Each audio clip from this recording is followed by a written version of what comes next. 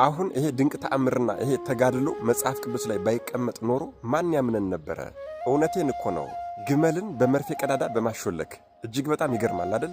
ግመልን በመርፌ ቀዳዳ በማሾለክ ትዕቢተኛና የማያምን ክፉ የሆነ ባለጸጋንና የሶርያን ሀገር ሰዎች በሙሉ ወደ ክርስትና የመለሰ ታላቅ ቅዱስ።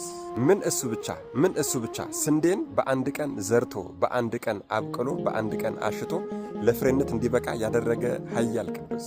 አደራ ይሄ ቪዲዮ ለሁሉም ሰው እንዲዳረስ የተለመደ ትብብራችሁ ኮፒ ሊንክ ማድረግ እንዳይረሳ ጠይቃለሁ። ለቤቱ አዲስ ሆናችሁ ፎሎ ማድረግ እንዳይረሳ። ነገ ሐምሌ 2 ከ12 ሐዋርያት አንዱ የሆነና ለስብከተ ወንጌል ወደ ሶርያ ሀገር ሲሄድ ጌታችን አምላካችን መድኃኔዓለም ኢየሱስ ክርስቶስ በወጣት በጎልማሳ አምሳል ተገልጾለት አይዞህ ወዳጄ እኔ በምትሄድበት መንገድ ሁሉ ከአንተ ጋር ነኝ ብሎ ያናገረውና ያጽናናው። ታዲያ ለስብከተ ወንጌል ከወንድሙ ወይም ደግሞ ከአለቃው ከሊቀ ሐዋርያት ከቅዱስ ጴጥሮስ ጋር ወደ ሶርያ ከተማ ሲገባ አንድ እርሻ የሚያርስ ሽማግሌ አገኙና አባት ሆይ ሰላም ለአንተ ይሁን፣ እባክን የምንበላው ነገር ካለ ስጠን አሉት። ሽማግሌውም ከእኔ ጋር ምግብ የለም፣ ነገር ግን ወደ ቤት ሂጄ ምግብ እስከማመጣላችሁ ድረስ ከብቶቹን እየጠበቃችሁ ቆዩኝ አላቸው። ታዲያ ሽማግሌው ምግብ ሊያመጣላቸው ወደ ቤቱ በሄደ ጊዜ ይሄ ዛሬ የምናከብረው የምናዘክረው ቅዱስ ሐዋርያ ሽማግሌው ምግብ ሊያመጣልን እየሄደ እኔ ወጣት ሆኜ በዚህ ስራ ፈትቼ መቀመጥ አይገባኝም አለና ጠብቅ ተብሎ የተሰጡትን ከብቶች ይዞ ያንን ማሳ የሽማግሌውን ማሳ ማረስ ጀመረ። ታዲያ ይሄ ቅዱስ ሐዋርያ እርሻውን አርሶ እንደጨረሰ የሐዋርያት አለቃ ሊቀ ሐዋርያት ቅዱስ ጴጥሮስ በጌቴና በአምላኬ በመድኃኔዓለም በኢየሱስ ክርስቶስ ስም ብሎ ሊዘራ የመጣ የስንዴ ዘር ነበረና ያንን የስንዴ ዘር አንስቶ ዘራው። ስንዴውም ወዲያው እንደተዘራ ወዲያውኑ በቀለ፣ አደገና እሸትም ሆነ። ያ ሽማግሌም ወደ ቤቱ ሄዶ ምግብ ይዞላቸው በመጣ ጊዜ ሐዋርያቱ ያደረጉትን ነገር አይቶ እጅግ በጣም ደነገጠ፣ እጅግ በጣም ተደነቀ። እግራቸው ስር ወድቆ ሰገደናም እናንተ ከሰማይ የመጣችሁ አማልክት ናችሁ አለ። እነሱም አነሱትና እኛ አማልክት አይደለንም፣ የኢየሱስ ክርስቶስ ባሪያዎች ነን።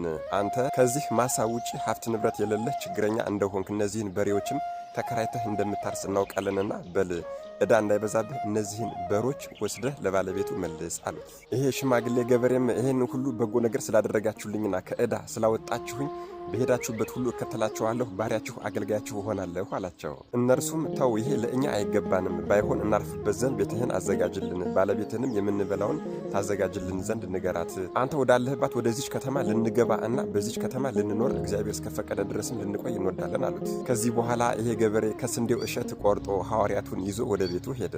በሮቹንም ለአከራየው ለባለጸጋው መለሰ። በአካባቢው ያሉ ሰዎችም እሸት ስንዴ ይዞ ባዩት ጊዜ እጅግ በጣም ተገረሙ። ምክንያቱም ወራቱ እሸት የሚበቅልበት ጊዜ አልነበረምና። ታዲያ የዚህ የእሸቱ ስንዴ ወሬም በከተማይቱ ሹማምንት ዘንድ ተሰማ። እሱንም አስጠርተው በክፉ አሟሟት እንዳትሞት ይህንን እሸት ከየት እንዳመጣህ ንገረን አሉት። ታዲያ ይሄ ሰውም ከእኔ ጋር ሕይወት እያለ ሞትን በፍጹም አልፈራውም አለው። ታዲያ በዚህ ጊዜ ክፉ ሰይጣን በሹማምንቱ በመኳንንቱና በሕዝቡ ዘንድ ገባ። አዎ እነዚህ ሰዎች ከ12ቱ ደቀ መዛሙርት ከክርስቶስ ሐዋርያት ከሆኑ ልንገላቸው ይገባል እያለ አስወራ። እኩሌቶቹም ደግሞ እረ እነርሱንስ መግደል ማጥፋት አንችልም፣ አምላካቸው ጌታቸው ኢየሱስ ክርስቶስ የፈለጉትን የፈቀዱትን ያደርግላቸዋል፣ ባይሆን ዘማዊ አይወዱም እና ወደ ከተማችን እንዳይገቡ በከተማይቱ መግቢያ ላይ አመንዝራ ሴት ፈልገን ራቆቷን አድርገን በዚያ እናስቀምጥ፣ እርሷን ባዩ ጊዜ ወደ ከተማይቱ መግባት ያቆማሉ፣ ይተዋሉ ተባባሉ። በተባባሉትም መሰረት አንዲት ዘማዊት ሴት ፈልገው በከተማይቱ መግቢያ ላይ ራቆቷን አራቁተው አስቀመጧት። ታዲያ እነዚህ ሐዋርያት ሊቀ ሐዋርያት ቅዱስ ጴጥሮስና ቅዱሱ ሐዋርያ ቅዱስ ታዲዮስ ወደ ከተማይቱ ሲገቡ ይህችን ሴት ራቆቷን በአዩት ጊዜ ቅዱስ ታዲዮስ ወደ ሰማይ ቀና አለና ጌታዬና አምላኬ ኢየሱስ ክርስቶስ ሆይ ወደዚች ከተማ ገብተን ወንጌልን ሰብከን እስከምንመለስ ድረስ ይህችን ሴት ዘቅዝቆ ይሰቅላት ዘንድ ሊቀ መላእክት ቅዱስ ሚካኤልን ላክልን አለ። ወዲያውም ሊቀ መላእክት ቅዱስ ሚካኤል መጣና ይህችን ሴት ዘቅዝቆ ሰቀላት። የሀገሪቱን ሰዎች ግን ሰይጣን ልቦናቸውን ደፍኖታልና ይህንን ተአምር እያዩ እንኳን አልተመለሱም ነበር። ታዲያ በዚህ ጊዜ ሊቀ መላእክት ቅዱስ ሚካኤል የሀገሪቱን ልቦና የሰወሩትንና የሸፈኑትን ርኩሳን አጋንንትና መናፍስትን በሙሉ ከከተማይቱ ጠራርጎ አስወጣቸው። በዚህም የተነሳ ክብር ይግባውና በጌታችንና በአምላካችን በመድኃኔዓለም በኢየሱስ ክርስቶስ ስም አመኑ። ቅዱስ ታዲዮስም የተሰቀለችውን ሴት አወረደና ክርስትናን እንድትነሳ ጥምቀት እንድታገኝ አደረጋት። በዚህ ጊዜ ሰይጣን የከተማው ሰዎች በሙሉ እንዳመኑ ባወቀ ጊዜ አገሪቱ ላይ ወደ አንድ ክፉ ባለጸጋ ሄደና በሐዋርያት ላይ እንዲነሳሳ አደረገው። በተለይ ግን ቅዱስ ታዲዮስን ጠምዶ እንዲይዘው አደረገ። በዚህ ጊዜ ይሄ ባለጸጋ ወደ ቅዱስ ታዲዮስ መጣና ለሐዋርያው ሰገደለትና እግዚአብሔር እንዲያድነኝ ምን ትመክረኛለህ አለው።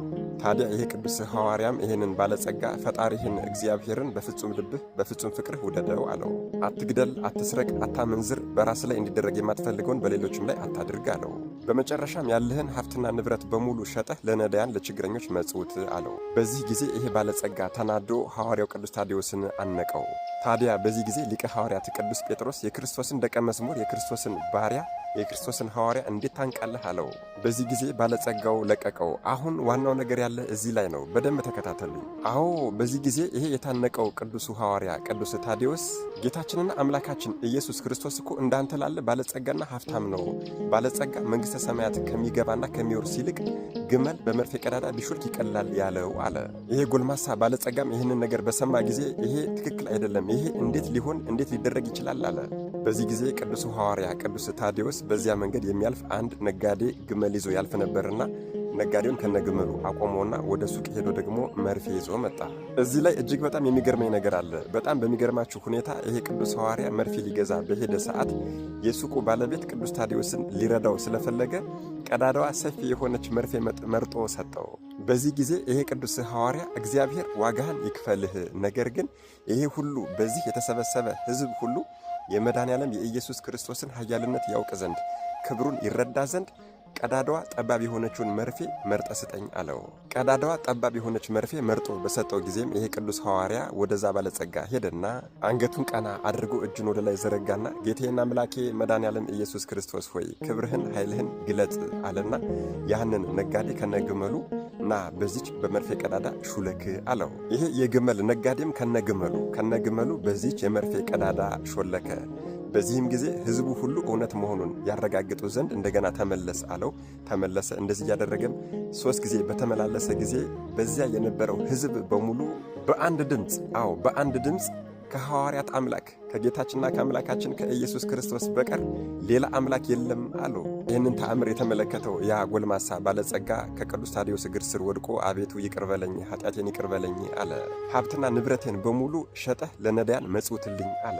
ይህ ቅዱስ ሐዋርያም ባለጸጋው እንደጠየቀው አደረገለት። የሃይማኖትን ነገር አስተምሮም ክርስትናን አስነስቶ ቅዱስ ቁርባንን አቀበለው። የሀገሪቱንም ሰዎች በሙሉ አስተምሮ ወደ ክርስትና መለሳቸው። በብዙ ሀገሮችም እየዞረ በዚህ አይነት መንገድ ወንጌልን ከሰበከ የክርስቶስን ስም ካነገሰ በኋላ ከአይሁዳውያንና ከአረማውያንም እጅግ በጣም ብዙ እንግልት ደርሶበት በመልካም ሽምግልና በሐምሌ 2 ቀን አርፏል። ይህ ድንቅ ተአምራትን በማድረግ አሕዛብን ወደ ክርስትና ሲመልስ የኖረ በዚህ ዘመን ያለን ተአምርን ምልክትን የምንሻ ሃይማኖት የሚጎለን ክፉ ወጣቶች ብንጠይቀው ብንማጸነውና በዓሉን ብናከብር አለማመናችንን የሚያስወግድልን ድንቅ አድራጊው ተአምር አድራጊው ሐዋርያ ቅዱስ ታዴዎስ ነገ ሐምሌ 2 የእረፍት በዓሉ ነው።